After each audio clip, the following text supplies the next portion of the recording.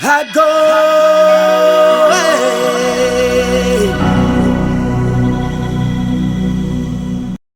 All right.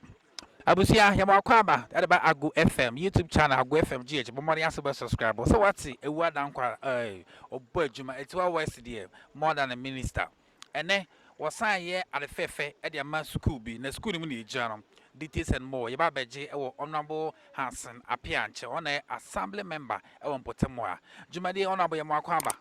Yeah, minia. Share the same war, aha. Oh, dedi kan yada masekesi aye AGOO FM. Mojuma fo ne mojuma pa mo yede ma etiwa West ne etiwa Mansum ne Ghana man nyina. Na se muhu ya ha na mo hu se school fo wa ha ewum se school fo amakwan de ne akyerɛkyerɛ fo wa ha. Na ni nyina ye education eye Awuah Dankwah Education Foundation.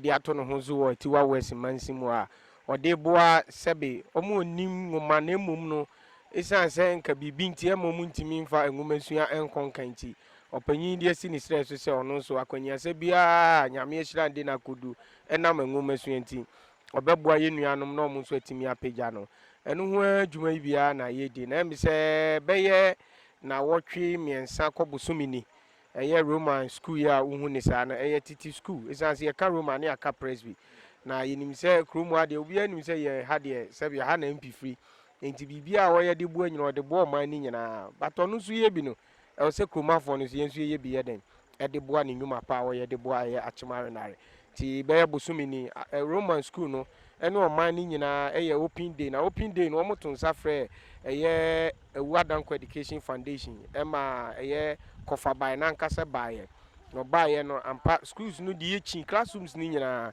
na tumi sɛ in fact sɛbi wotumi sɛ ɛdan no ho deɛ ɛfɛ ne mmom emu ne deɛ ntwa yie ti na ɛho behia sɛ yɛ betumi apagya school no nso mom sɛnea ɛbɛyɛ ne standard no ebetumi amiti ɛyɛ standard bi a wɔyɛ mpata mu a ti yɛyɛ program no wie na yɛkɔ trance no yɛhu sɛ sika pie free ɛyɛ program no baa no ntumi nwie adwuma na yɛde yɛn nsa ka nisan sɛ papa yi ɔde asi ne ho so sɛ ɔbɛboa wɔ education ɛmfa ho ɛne baabiara na atokuro mu obiara hyɛ na ɔsɛ obiara nyɛ school mfa so nti no ɔne yɛn nyinaa kasa sɛ no me nuanom sɛ yɛde yɛn nsa bɛka biribi a ɛte sɛ a ɛwɔ sɛ yɛtumi wie nti ɛda sɛ yi ɛna ɔma meto ɛyɛ mpanyin ɔman nananom ne mpanyin ɛne ɛyɛ akyerɛkyerɛfoɔ mpanyinfoɔ ɛne awofoɔ ne school yi ɛne kuroma nyinaa sɛ ɔbɛpɛ sɛ ɔba bɛdom ɛyɛ school yi 100 bags of cement na yɛtumi ewie ɛyɛ dwuma no ama yɛtumi adwumadie no sɛnea yɛpɛ na yɛtumi ayɛ nti ɛnɛ sɛ muhu yɛn wɔ ha na ɛyɛ school no adwumadi a yɛde yɛn nsa bɛka no ɛne yɛpɛ sɛ yɛtumi wie na yɛte yɛn nsa firi ho na arenare housing so ɛtumi ɛfa ne ntama pa ɛde yɛ dɛ ɛdi fra menim sɛ nyɛ ɔno nko ana ɛboa kuromafoɔ no bebree ɛyɛ yɛ nua paul ɔno nso ɛtae saa adwumadi ɛsiane sɛ ɔno deɛ ɔyɛ old student ɛwɔ hɔ ɛyɛ rc hanom nti ɔno akora ne si ne stress nti ɔno nso de ne mmoa akɛse aba a school yi kora no mu hia mmoa ɔmo de bɛwɔ ɔmo de bɛdɔ ɔmo park papa yi nso ɔtɔ me nkra sɛ ɔno nso atɔ ɛyɛ mmoa ɔno nso de aba bɛkyɛ ɛyɛ roman school yi nti megye di sɛ sɛnea yɛka mpanyin ne atitire bebree na ɛboa na Awuah Dankwah Education onim sɛ yɛ ne ba nwoma su yɛ no ne yɛde ato yɛn ho so nti ɛna ayɛ sɛ yɛayɛ sɛbe mpanyin sɛ dɛn ahwiampam gyeni yɛagye baabiara no ɛsiane sɛ yɛn na nwoma su yɛsi yɛn serɛ so ɛno nti nɛnɛ yɛwɔ ha nom a yɛbɛboa school na yɛawie yɛn dwumadi a yɛyɛ no nti muhu yɛ anasa ne teɛ Money, iti si ana de so de benzo na de beto mo maka nim so mbiti baba support school ya o kan wasem yi oh me nua de meka kyerɛ arenarman ne yɛ manfo mu ɛwɔ akyirikyiri ne bɛntɛ yɛ akwantuo mu nyina ma no ne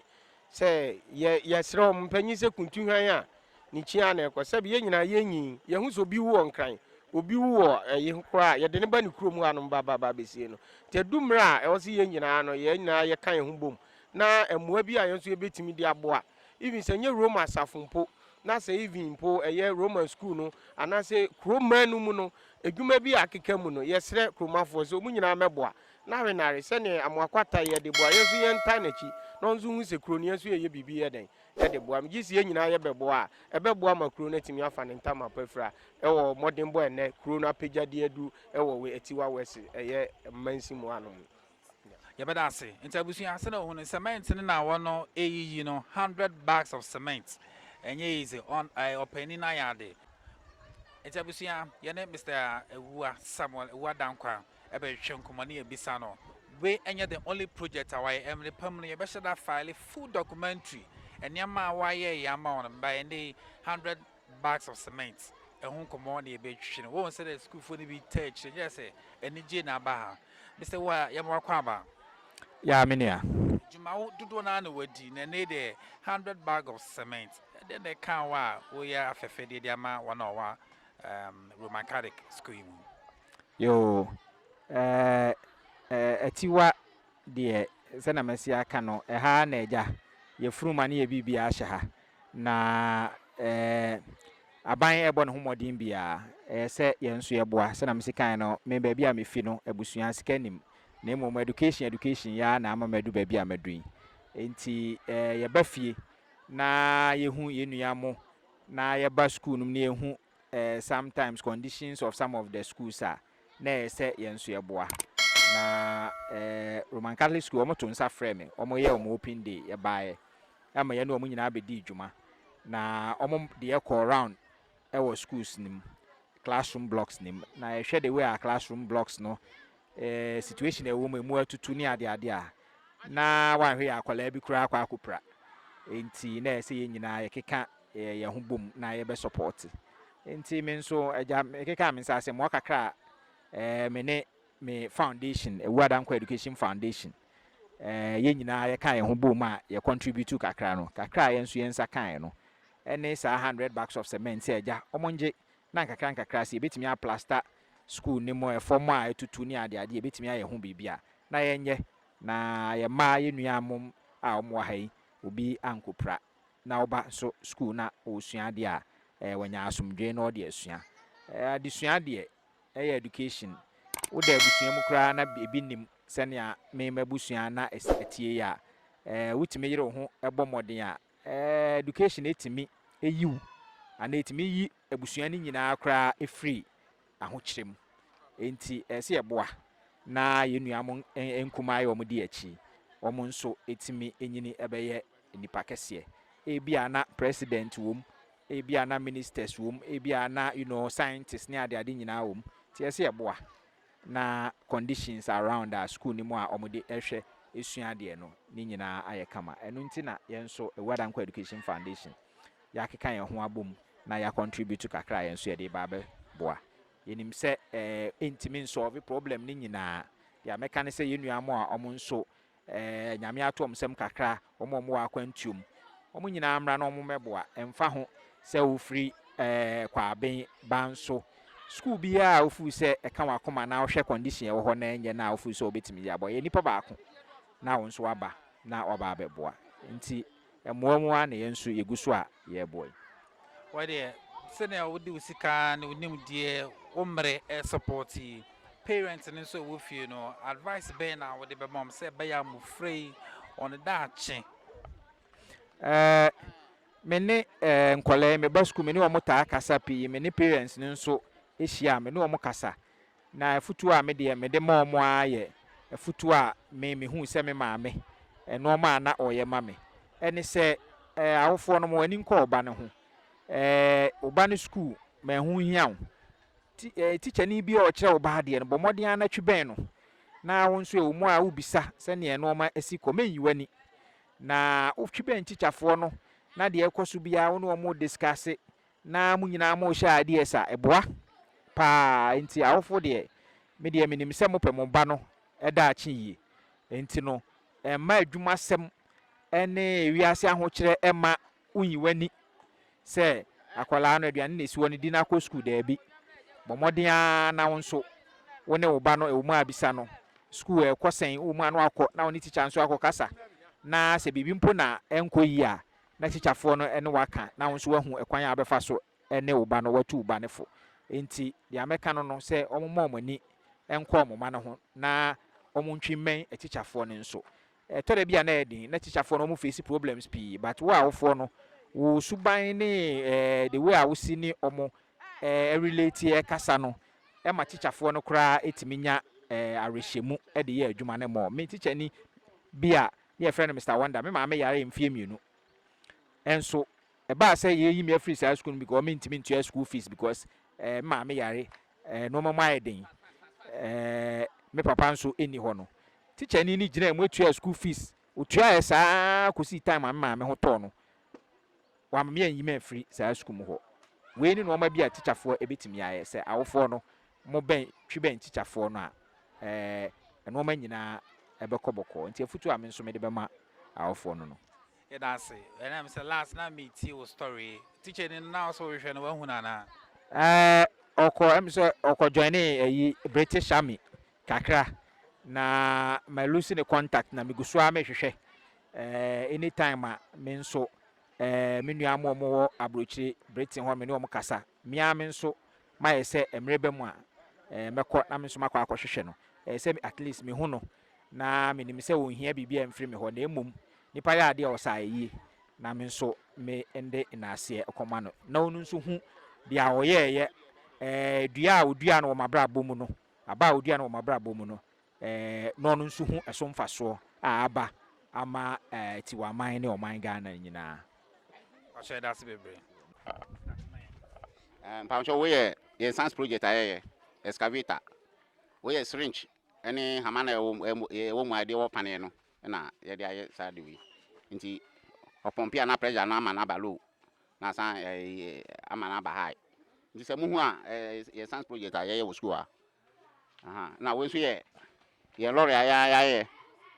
eno so etimi bo ndwom ebo bibia nti se yenya phone a betimi abo ndwom ama nsese a na yate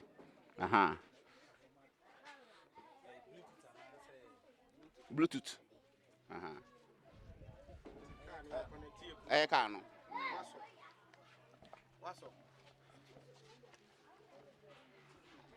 Woman Bluetooth mami. Ayi. Enti abusia awenade ena ye wono Roman Catholic. Emra ewu Mr. Awuah Dankwah eba be support him ene ye hu ade fefe say wona kasa tima ye kawe no mse kawe betimi abonyom ye connected my phone na nti no ho process ene eguso ayeye no say so what was science for science project ewo awena Roman nti see how be connect na ya bonyom wo ka nim ka na wa ye no so we hu ka na isi wo no excavator no so na wa hu ne kama no ewi a ye ne abemu a no be hwehwe nkomo na ye bisa ne nsamba community wo de koso a no hwe nti ye ba be bonyom sisi a e wo ka nim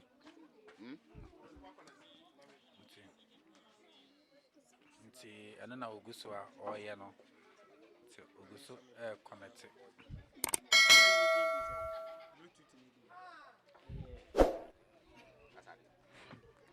Bluetooth ni dinde me said that share nti Oscar ni ade na beba say Oscar ni odi ende na ba nti abusa oguso hwe se bitimi abonyom se na e wono ka no a ofo my Classics. classics And direct and say obi a science project nti any upgrade ni just say enya gro nti ye ICT shisha no onso ni just say already bibia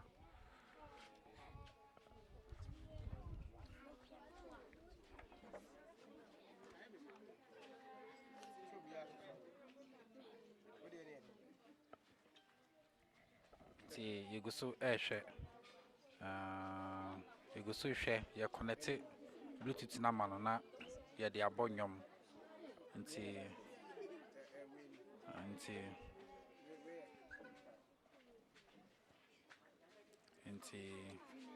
ye ba be tie nyom nti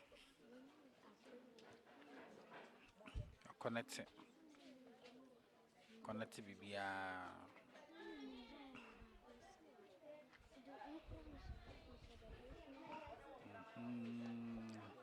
you better also subscribe to the channel now I share the way forward into your share connection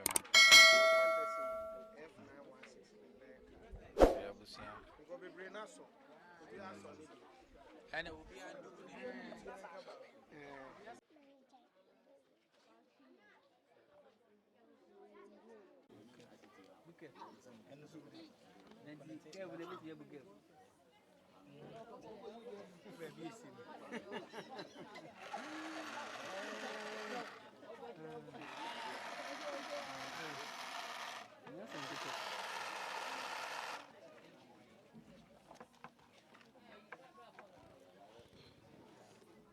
Isi yanke kwanka tane be min sawo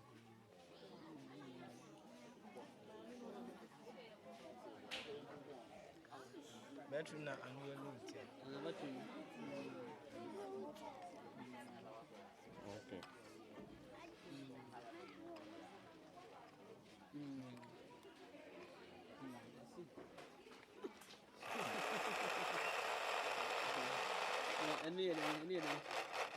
Ani ke kwanka sana ngene tu dan na dan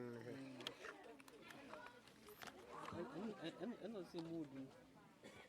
ana fi battery na no battery no kono oh nice yeah reverse no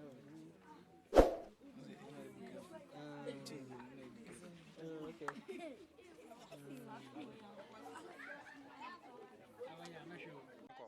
Aga pacho de na ya baba Awuah Dankwah baba ya mamo. And the Awuah Dankwah and the Awuah Dankwah Foundation at the cement 100 bucks. I bet you in school no. And it's a open day no. You to suffer no. Ama obe hu send situation ti school no mu. Enti ye catch no only assembly man. Edin kita ho ema anokwa ene dey won be yaye e dey 100 bags of cement abre anokwa yeda na ase pa na stress obi anso ebe hu mobo na nia ohia no yaya ma no enye ha na ebe politics na mo ni account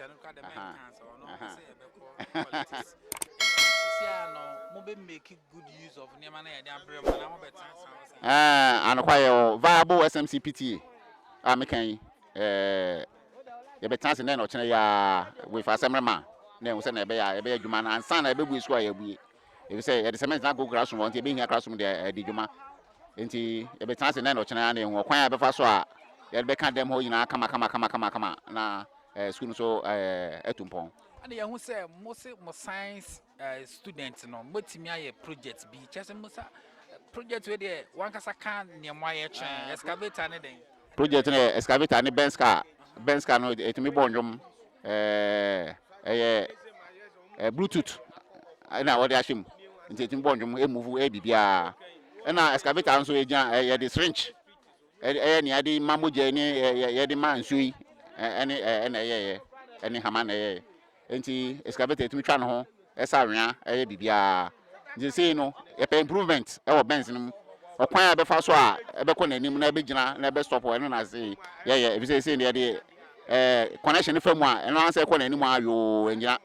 nti sei ye dwen okwan a ebe fa so a ebe sei motor na lorry a ebe gina na tumi akọ sei na be ya science so ebe tumpon wo